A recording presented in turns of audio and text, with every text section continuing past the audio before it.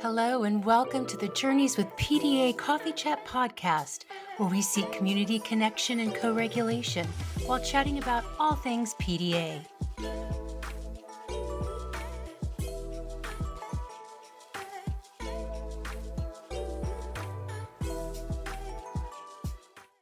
Hi, and welcome to Journeys with PDA Coffee Chat podcast. I'm Heather. And I'm Kerissa. Welcome to Season 2, Episode 1. Season 2, we made it to Season 2, yay! I'm so blown away with how amazing Season 1 was. It was so much fun. We got to meet so many people, and so excited to get to come back and do this again. Yeah. So it's amazing. It is amazing. We have some really good stuff planned. Yes, we do. It's going to be a fantastic Season 2.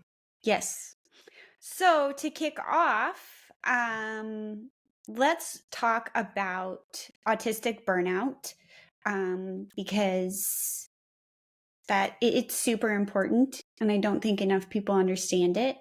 And it's a big part of PDA.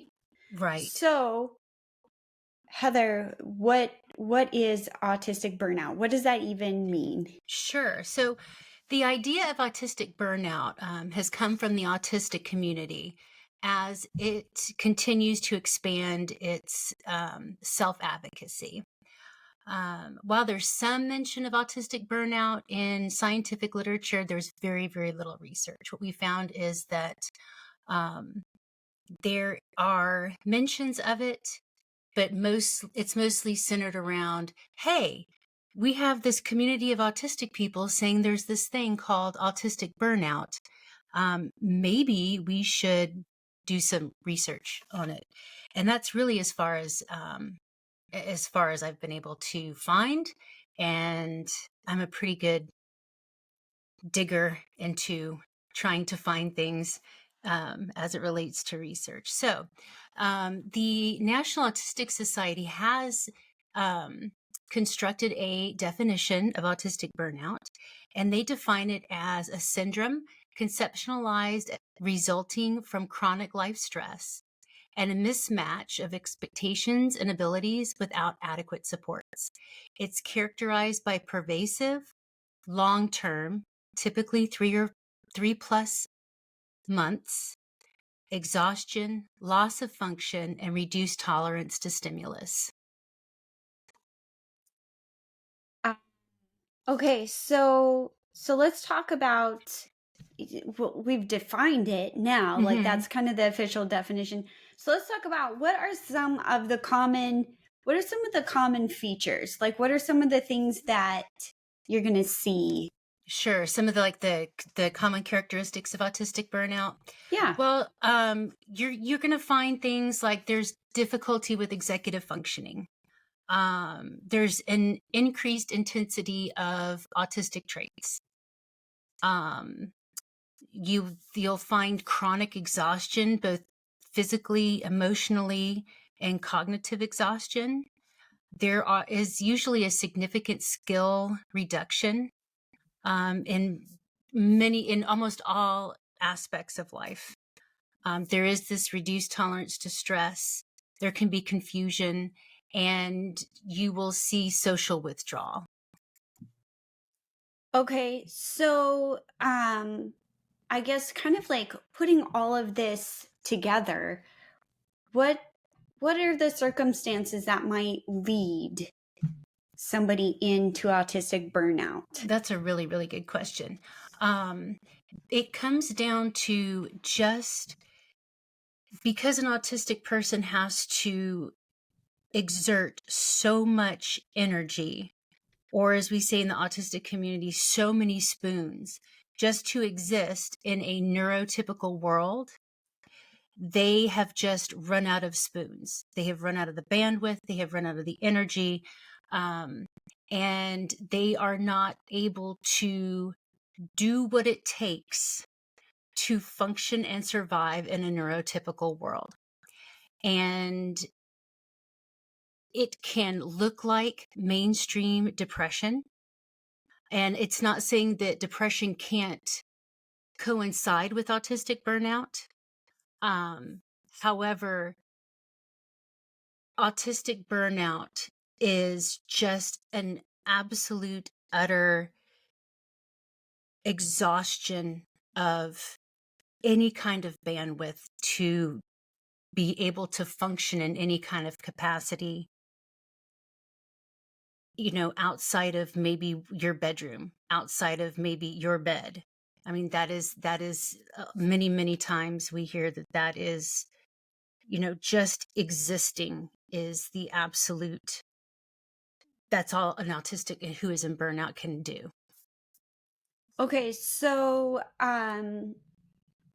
we have depression and we have Hmm. autistic burnout. Right.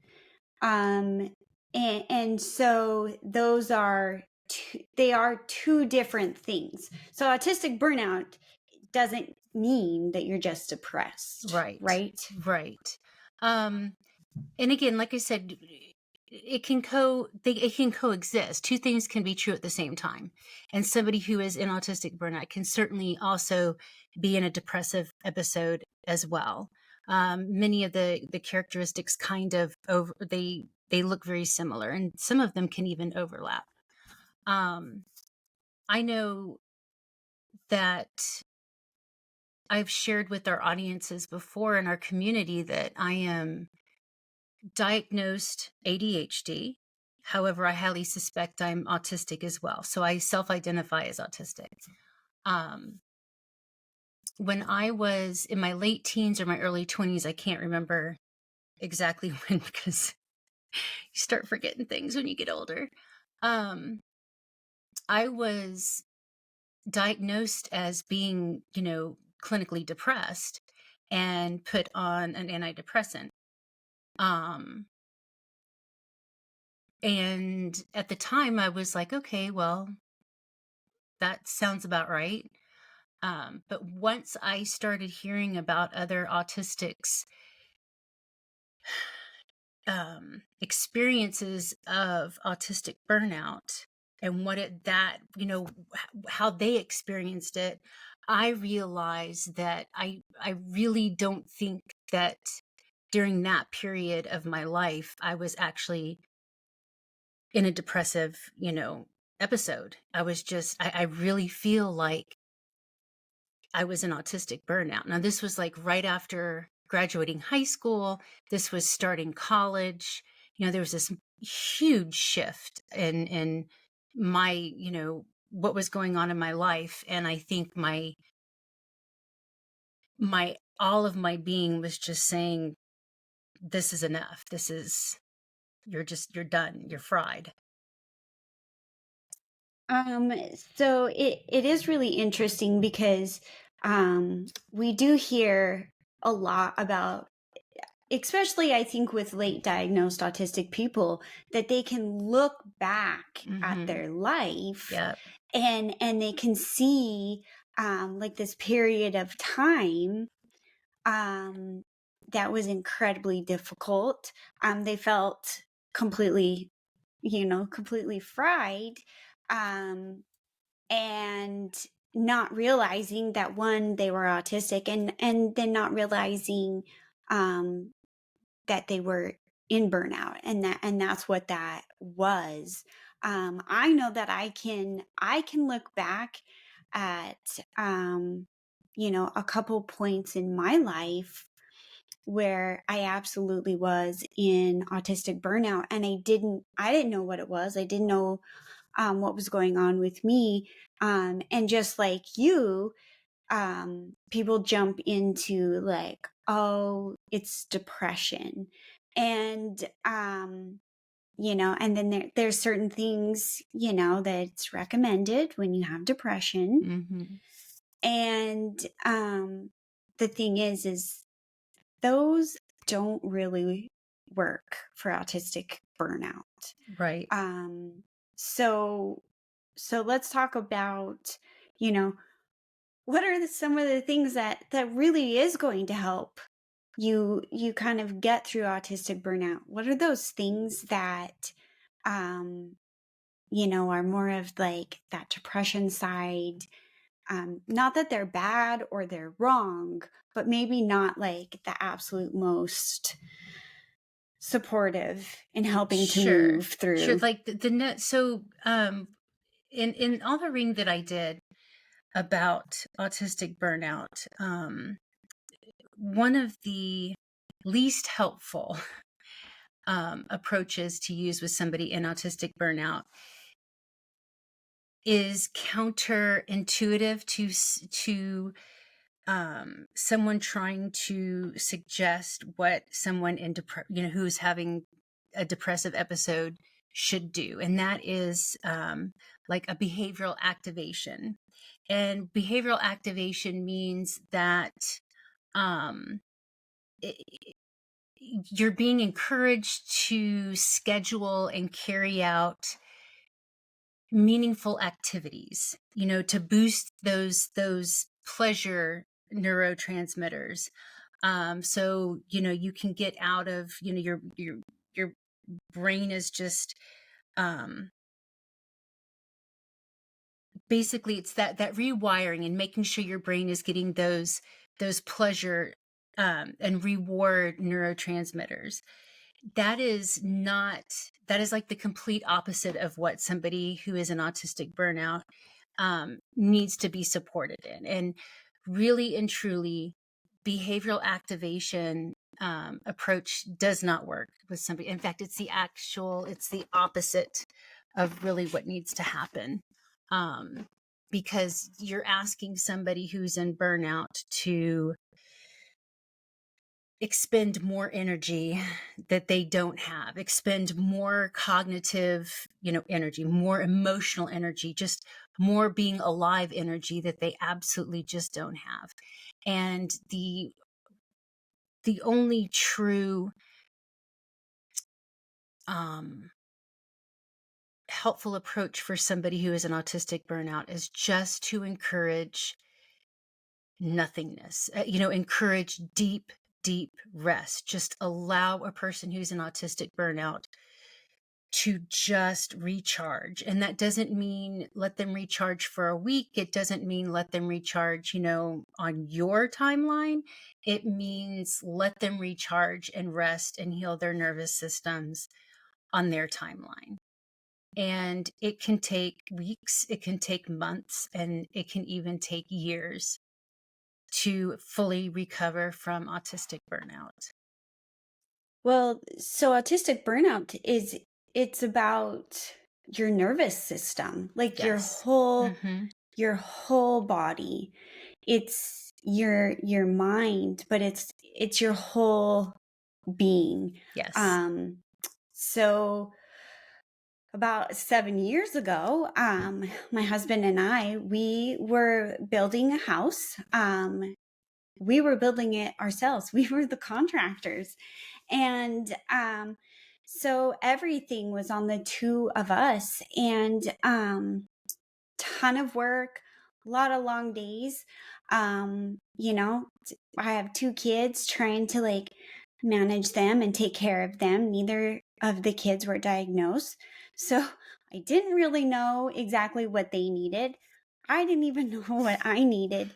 And I ended up in a really severe burnout. Hmm. And um it so much felt like a health condition, but I was still I was still Hmm. healthy.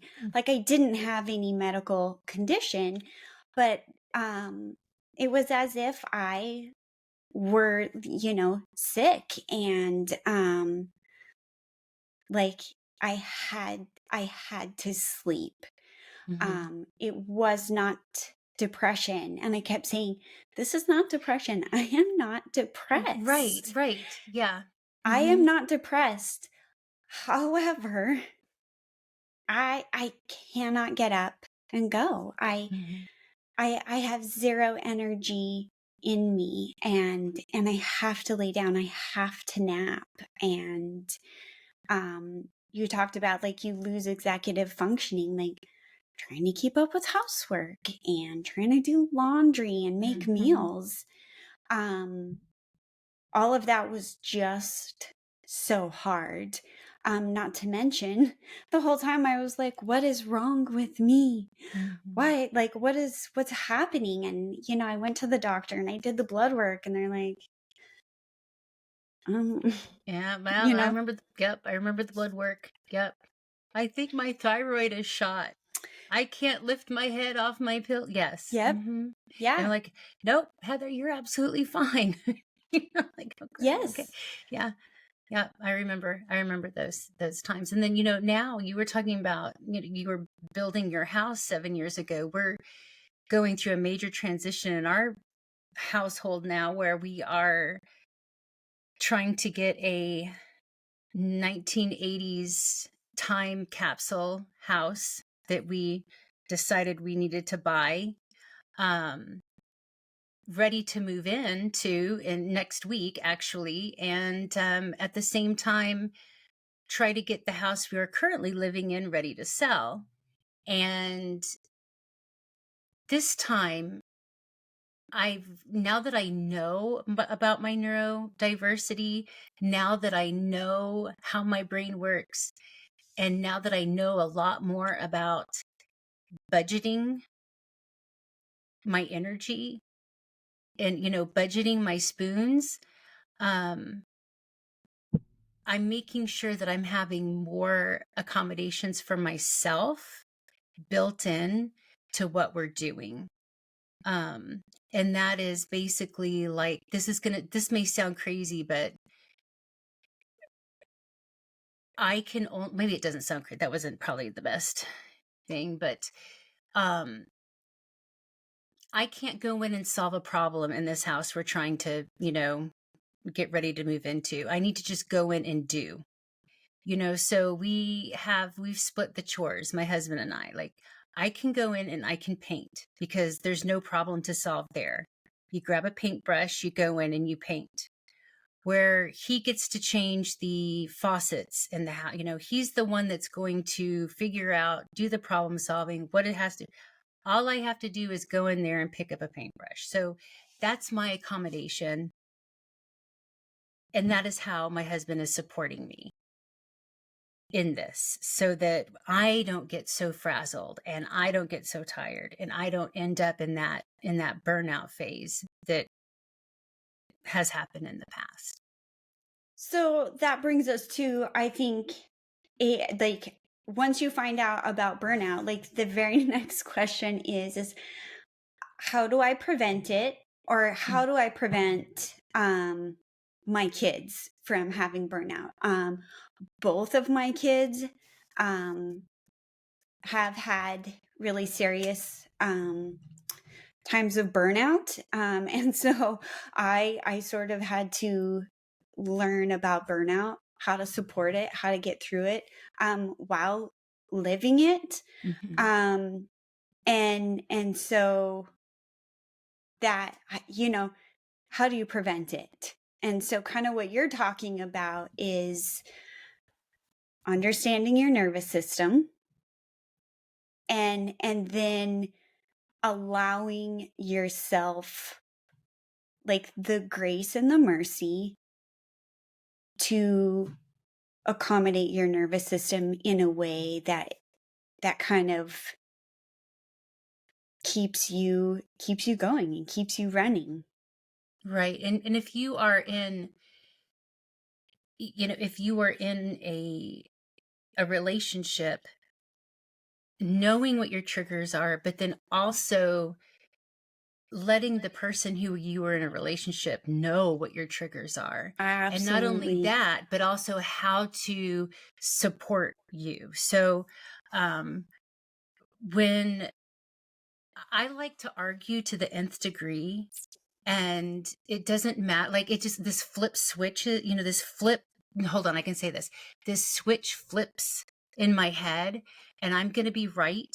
And usually it's like when I'm exhausted and I can't even, I will force my eyes open to argue with my dear sweet husband, just because, it's just this thing that happens. Right. And we've come up with this little phrase that, he's allowed to say. And as soon as he says it, that's the Heather, shut up. That's a nicer version of saying, Heather, you got to quit talking because you're making no sense and things are just going to escalate from here. So, it's just, and then having that trust with the other person. So so my nervous system doesn't get as activated. So we don't end up in a huge other thing. And I get to save my spoons at the end of the day. Yeah. So a lot of it, if it's yourself, you're going to recognize what are those warning signs Mm-hmm. inside of me? If you have a partner, let them know, Yeah. those warning signs. And then, as far as like my kids, because kids can't verbalize and be like, Right. hey, Mm-hmm. mom, like, I need a break. I'm going into burnout. And so you have to be so curious and really observe behaviors and really just watch them for kind of some of those red flags that Mm-hmm. they're kind of getting into that exhaustion. Um, And when you see them, that is the time where you come in and you start supporting their executive functioning. You start supporting their, their whatever skills that you've seen them start losing in the past when they start going into these autistic burnout episodes. The more you can take off of their plate, the more spoons that you can lend to them, maybe it will help them not to go into that burnout. Or if they are in the burnout, it may be that it won't be as long of a duration of them being in it. So you're just going to kind of come in and support them in the areas where you see their deficits are during that time. and then I feel like with a PDA, there's sort of like this next layer of um, you have got to bring all demands like Right. Yeah. down to zero, like the whole works. Like you've Mm-hmm. got to bring it as low as possible, which a lot of the times you're like, I don't know how to make it lower. So that might look like more Well, screen time. absolutely. More screen time. It's usually like when we say the lower the demands there, or to like very, very few or zero, usually it's just health and safety. Exactly. That, and everything else just needs to be put aside. Does that mean forever? No, absolutely not. Because a lot of times we see, when our families come to us in the PDA community, their PDAers are in deep crisis and their entire family is in deep crisis. And yes, they are a PDAer, but at being PDA also means you're autistic. Mm-hmm. And when you were at that height of crisis, 99% of the time, there is an underlying, the PDAer who is also autistic is in deep, deep burnout, and they are doing everything they can to just keep their head above water just to survive. Right.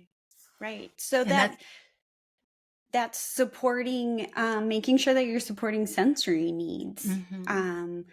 food needs. Like my daughter, through a really tough period of burnout, she could only eat Rice Krispies cereal. Mm-hmm. And that isn't, it's not nutritious. And but that was really all that she could, that's all that she could manage. And Right. so, you know, okay, that's, it's some food, it's some fuel into her body.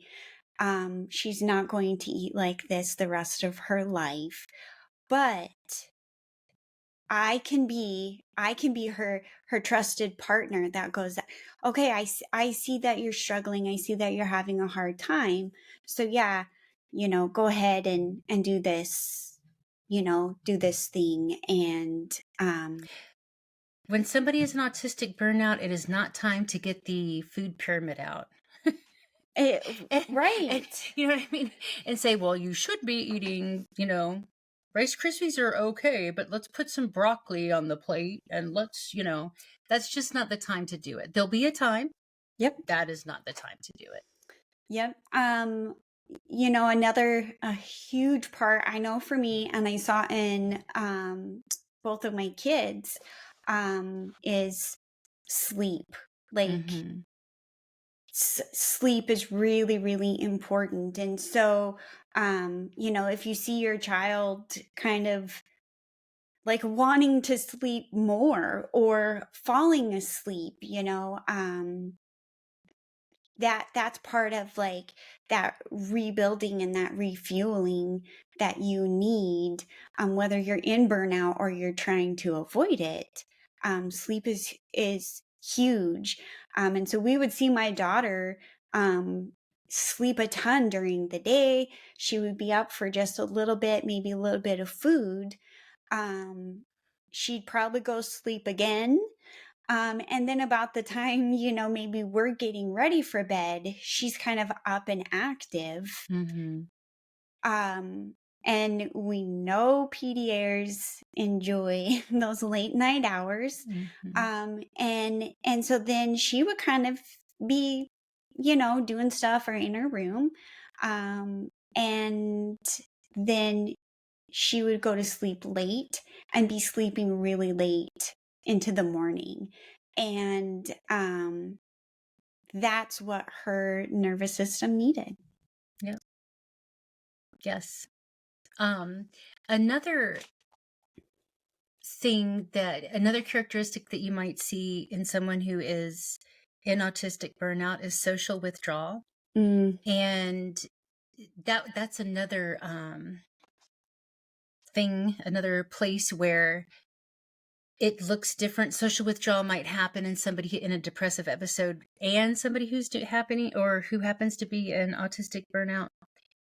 But the function of social withdrawal is very different for each. So somebody who is depressed, it is seen as something that is harmful or maladaptive, that social withdrawal. And somebody who is in autistic burnout, um, it is absolutely necessary for them to, because it's just, again, it's more energy, it's more spoons for them to have to expend, when really and truly all they are trying to do is keep their head above water, just to breathe, just to exist from day to day.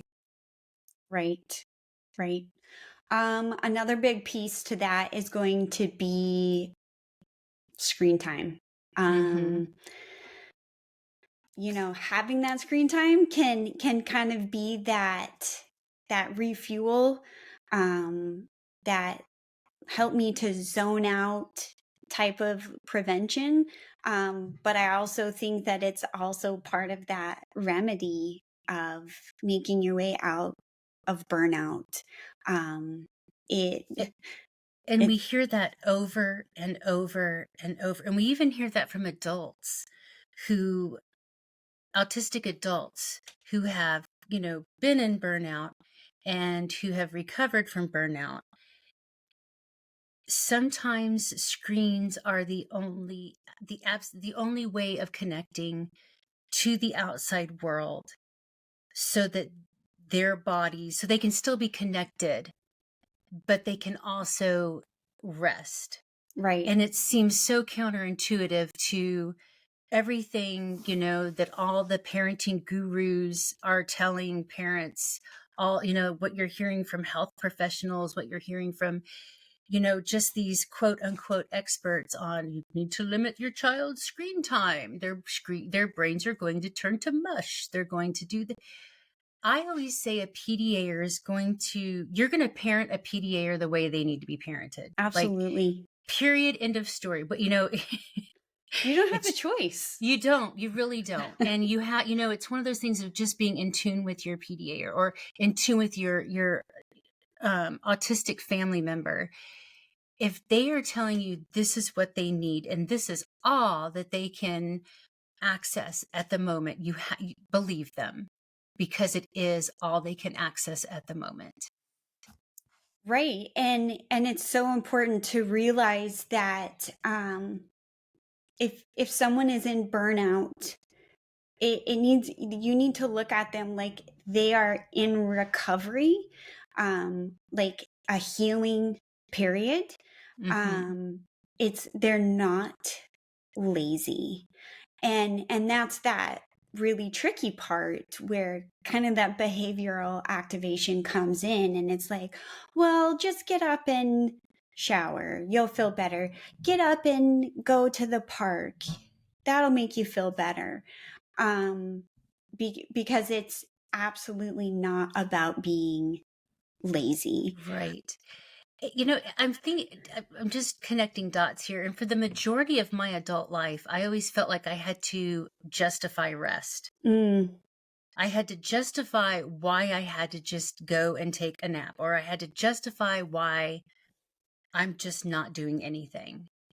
And it's taking me several years to get out of that mindset, and it's yes. like, this is what my body needs, period.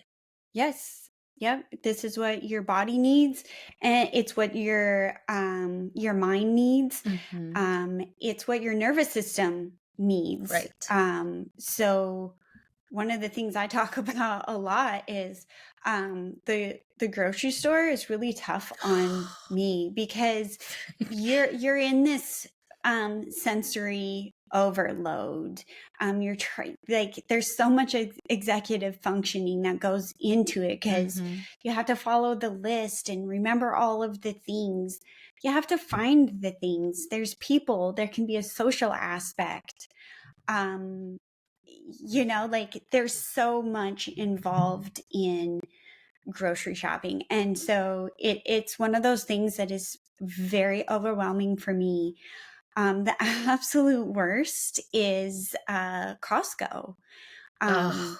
it's just, it's like, it's so big, and like the lines are long, and I can never like really figure out where are the lines. And so what would happen is I would go to Costco and I would come home and unload the car. I put everything away, and I would literally have to go lay down in my Mm-hmm. bed and take a nap. And I would feel like guilty about it. And I would feel like I was being lazy or not a good mom because like I had to lay down, but at the same time I couldn't function. I would get, more emotional or more reactive. So I wasn't really being like a great mom. Mm-hmm. And so once I kind of realized that this is actually a nervous system response, and if I go and lay down, and if I could lay in the quiet, if I could watch maybe like a 30-minute episode, um, and kind of decompress, then I could get up and re-engage with life. I could make dinner. I could be with my kids. I could be patient. Um, but it's like that respect of your nervous Mm-hmm. system, and the same thing, um, you know, has to happen with kids. So they say they're tired.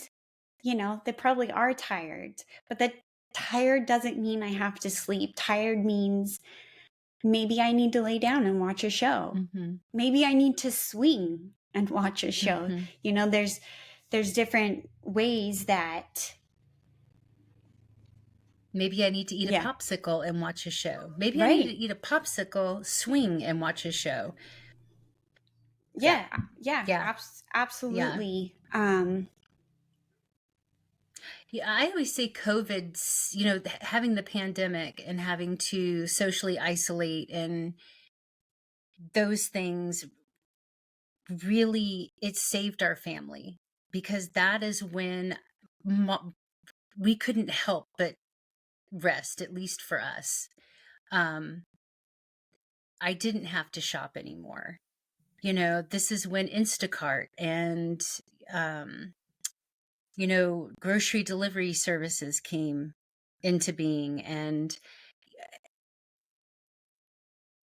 now it taught me that it's okay. It's okay not to, be the person that goes in and does the things. Um, so it was a forced respite for us. Right, right. Yeah. Yeah, that's when I don't think that Safeway or Albertsons, I don't think that they had the grocery app where you ordered them and brought them out to the car. Maybe they did and I didn't know about it until that period of time. But honestly, that, like, learning that has Mm-hmm. been like a fabulous accommodation to my life. Mm-hmm. It's one of the things that I continue to use because it's one of those really, though it seems like a small piece that can help kind of preserve my energy. Yeah. And so now I can lay in bed and make a grocery order. Mm-hmm. I go, I pick it up, and I get to stay in my car. And so I have like that really nice safety bubble. But then I still have energy to go home and engage with my kids, and so it's saving all of that nervous system energy, um, which is one of the key pieces in sort of Yes. Yep. Absolutely. preventing me Mm-hmm. from going down Burnout that burnout path. road. Yeah. Yeah. Yep. Yep. Absolutely. So one of the things, talking about burnout, that really hit me very recently, is we had our retreat it was several months ago. It was in October, and the Journeys team worked incredibly hard. There's so many pieces to putting all of that together. And so we went and did that, and it was fabulous. And I got home, and I was like real tired. And I was like, well, yeah, like I haven't been home in a week. I'm just, real tired. And something really, really incredible happened. And it was that you and our other team member said, hey, wait a minute.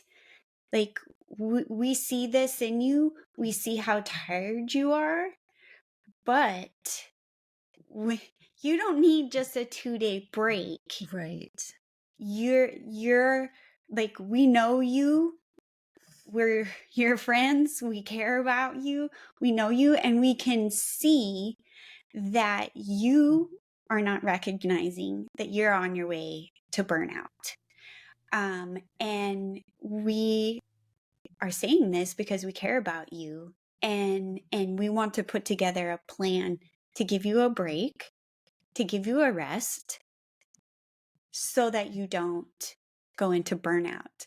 And that was really eye-opening for me, in that I wasn't recognizing it in myself. And I'm so incredibly grateful to have people who care so much and know me so well to say, you have to have a real break, a real break. And so I was able to do that. Um, But it was, and you know, you realize that it has been reciprocated because, you know, just last week, you know, you and our other team members said, Heather, you need to be relieved of your administrative duties right now with Journeys with right. PDA so that you can concentrate on taking care of your family and taking care of your family through this move. So, you know, it's Exactly. just it's there we have a trusting relationship between the three of us. And that is it's we take care of each other. And it's the same, you know, the same way a parent would take care of a child, the same way, you know, a spouse would take care of a, you know, their spouse. It's just that, you know, having that community, having that trust, having that communication back and forth, That and just the communication. communication is key. And, you know, I didn't realize what I needed until I got a text from the two of you that said, let us take this from you. And it was like, I didn't know that's what I needed, but that's what I needed in that moment. Right. Um, and that's, it's really important to, pick up on those, um, kind of on those like red flags that you can Hmm. see in that other person. And I know that we're talking about autistic burnout, but ADHDers Hmm. can also go through, Yeah. a burnout like this. And so, being able to kind of say, hey, I'm Yeah. kind of worried about you.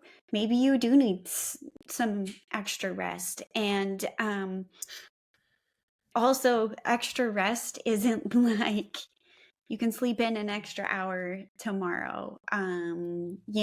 Take 2 days off.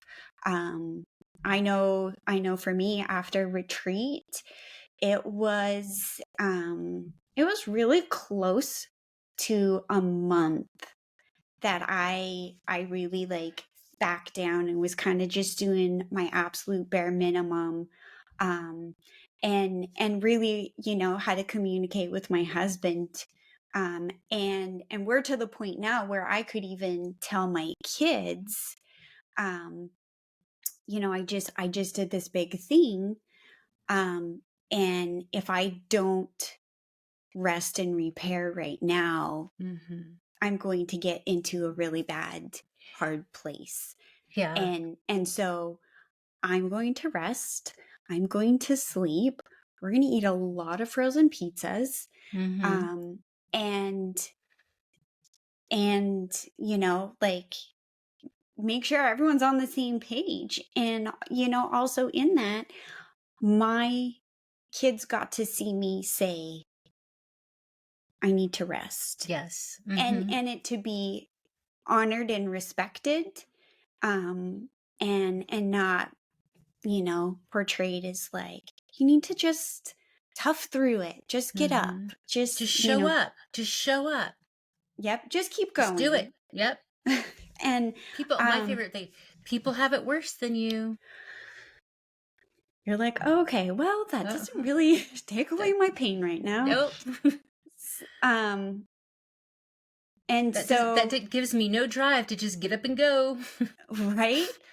And so my daughter she's learning how to recognize that in Hmm. herself, and Hmm. she can tell me now, I need extra rest today, because she's a busy girl and she loves to be like doing all of it and lots of Hmm. action, but she will say, I think I just need to rest today. And it's like, absolutely, let's make that happen.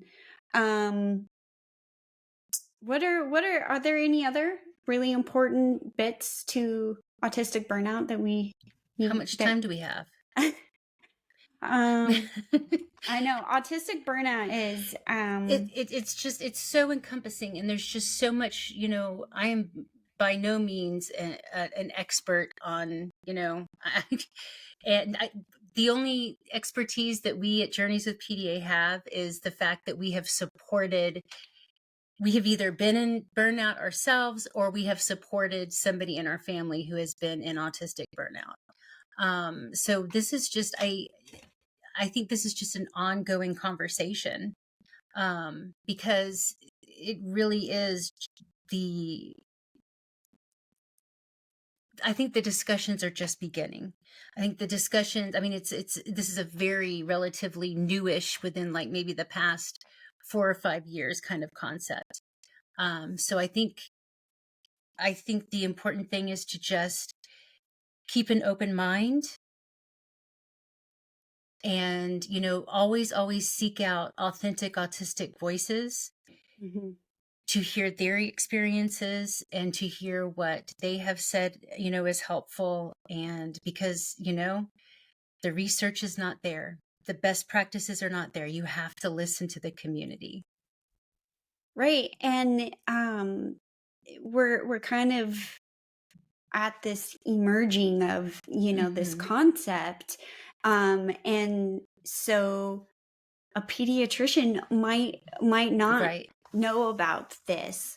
Hmm. Even, even therapists, they might not be, you know maybe they heard the term, but they don't really have that full understanding because it's not like there's a ton of research papers out about this, and so it is really hard to go out and to kind of find help for your child in autistic burnout because there's not a ton of people who are super familiar or know what to do. And that's why, finding those other autistic voices, and the people who have just gone through it is going to be your best resource. Right. Yep. Absolutely. Absolutely. And we do have a downloadable resource on our website on autistic burnout. Our website is journeyswithpda.com. And along with the autistic burnout downloadable resource, we also have other resources. If they're like fact sheets, they're just kind of um, the quick and dirty, facts about certain things, and they can be printed off. You can take them to schools, you can take them to your therapist, your pediatricians. Um, you can also find out more information about pathological demand avoidance on our website, journeyswithpda.com. You can find us on Facebook and Instagram. All right. Well, thank you, Heather, Yay! for doing all of the researching and putting together all this info on autistic burnout, and bringing it to our community. It's very valuable. And thank you for this wonderful conversation about it. All right. All right. All right. We did it. Yay. And Yay. here's Off to see. Yep. Go ahead. Sorry. We're And both so excited. We're I both so know. excited. We just want to talk. And here's to season 2.